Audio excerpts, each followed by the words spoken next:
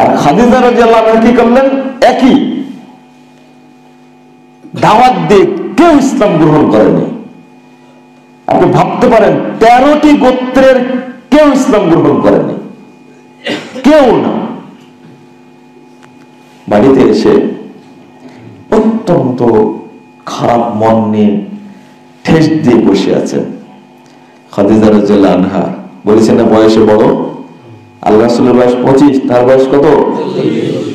চিন্তা করতে পারছেন? তখন এসে 7টা কি 8টা কথা বলেছিলেন। মুহাদ্দিসগণ বলছেন এই 7-8টা কথা সান্ত্বনায় রাসূল সাল্লাল্লাহু আলাইহি ওয়াসাল্লাম দাওয়াতি কাজে বেশি ঝাঁপিয়ে পড়েছিলেন। প্রথম বলেছিলেন যে আপনি কেন এত দুশ্চিন্তা করছেন? কারণ আল্লাহ আপনাকে কখনো মাহরুম করবেন না, কারণ আপনি দরিদ্রদের পাশে থাকেন, অসহায় মানুষদের পাশে অবস্থান করেন, তারপরে মানে অসহায়ের বোঝা আপনি বহন করেন, আপনি আত্মীয়তার সম্পর্ক রক্ষা করেন, অতএব আল্লাহ আপনাকে অপমান করবেন না। কত বড় সাহস দিয়েছে দেখছেন? এখন তো কোন স্ত্রী তার স্বামীকে দিনী কাজের প্রতি সাহস দেই না, বরং বকা দেয়। মসজিদে বসে বড় বাচ্চা কাচ্চা নাই, প্রথম কথা নয়, আপনি বাড়িতে গেলেই প্রথম কথা আপনার স্ত্রী বলবে এই আসর পর থেকে রাত 10টা পর্যন্ত তুমি বাড়িতে নাই, তোমার বউ নাই, তোমার বাচ্চা নাই, খাওয়া দাওয়া লাগবে না, এগুলো বলবে। কিন্তু উল্টাটা যদি স্বামীকে দিনই কাজে, ও তার যাত্রাতে যায়নি, গেছে কি যাত্রাতে? গান শুনতে গেছে? বাজারে গেছে? বাজারে গিয়ে গল্প করলে কোনো কথা নাই, কিন্তু মসজিদে আসলেই এই মা বোনরা এটা অ্যালার্জি, এত টাইম ব্যয় করার কি দরকার? রাত 10টা বেজে গেছে, কখন খাওয়া দাওয়া করবে? ধমক একটাই, রান্না বাড়া কখন হয়েছে, সব গরম জিনিস ঠান্ডা হয়ে গেছে, আবার গরম করে খেতে দিতে হবে, আমি কি চাকর নাকি? এই 2টা কথা যদি শোনা দেয় আপনাকে, আর 3 মাস মসজিদে এইভাবে আর আসবে না।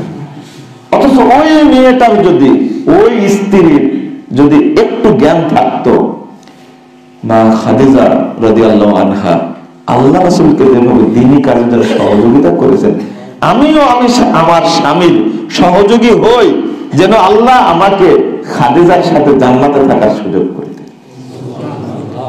বলতে পারে না, একটু চিন্তাটা ঘুরায় নিলেই কিন্তু এই স্ত্রী সফল। আর যদি আপনি ইয়ার কথা বলেন, ইব্রাহিম আলাইহিস সালামের স্ত্রী ইসমাইলের মা কি নাম? কি? হাজার। এই হাজারের কথা যদি বলেন আপনি, তার তাওয়াক্কুল কত ছিল, স্বামীকে ছেড়ে দিয়েছেন দ্বীনের উদ্দেশ্যে, কিছু বললেনও না। একটু চিন্তা করতে পারছেন, ভাবতে পারছেন? স্বামী সাহস পাবে কোথায় থেকে? প্রথম সাহস দিতে হবে নিজের স্ত্রীকে সাহস দিতে হবে, তাহলে স্বামী বুঝবে পরিবার কন্ট্রোল করার, বাচ্চাদেরকে শিক্ষা দেওয়ার, তারপরে সংসার দেখাশোনা করার তার ভিতরে বুদ্ধিমত্তার সাহস আছে, আমি নির্বিঘ্নে দাওয়াতি কাজ করতে পারবো। এর মধ্যে অনেক মহিলা আছে, আল্লাহ তাদেরকে কবুল করুক, দোয়া করি। দাওয়াতের জন্য স্ত্রী অসুস্থ না, যেহেতু দাওয়াতি কার্যক্রম যান, প্রোগ্রামটা করে আসেন। ছেলে অসুস্থ মেডিকেলে, এরপরে বলে যে অনেক লোক অপেক্ষায় থাকবে, না গেলে মন খারাপ করবে। যাক, যে আল্লাহর সন্তোষের জন্য প্রোগ্রাম, প্রশিক্ষণ, ওই আল্লাহই তো শেফা দান করবে। যদি এই প্রোগ্রামের ওসিলায় আল্লাহ রহমত নাযিল করে, আমার ছেলে সুস্থ হয়ে যাবে, অর্থাৎ তুমি প্রোগ্রামে যাও। আছে না এরকম? আছে এরকম। খাদিজা রাদিয়াল্লাহু আনহা বয়সে বড়, কিন্তু মুহাম্মদ সাল্লাল্লাহু আলাইহি সাল্লামকে সাহস দিচ্ছেন। আর যখন সাহস দিচ্ছেন তখন খাদিজার বয়স কত?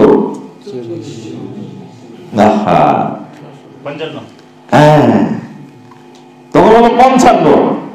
নবুয়ত পেয়েছেন 40 বছরে, তখন কি বয়স 40 ছিল? যাক, আপনাদের আর ওইদিকে নিয়ে যাচ্ছে না, তবে বুঝটা দিলাম মহিলা হিসাবে একজন বয়স্ক হিসাবে সাহস দিয়েছেন কাকে? যুবক মুহাম্মদ সাল্লাল্লাহু আলাইহি ওয়াসাল্লাম। খেয়াল করেছেন? আর একজন পুরুষ হিসাবে ওয়ারাকা বিন নওফল সাহস দিয়েছেন কাকে? যুবকদেরকে। আমি আরো ঘটনা বলতে পারবো, আমার একটা লেখা আছে এর উপরে, আমি ওই দিকে আর যাচ্ছি না। এখন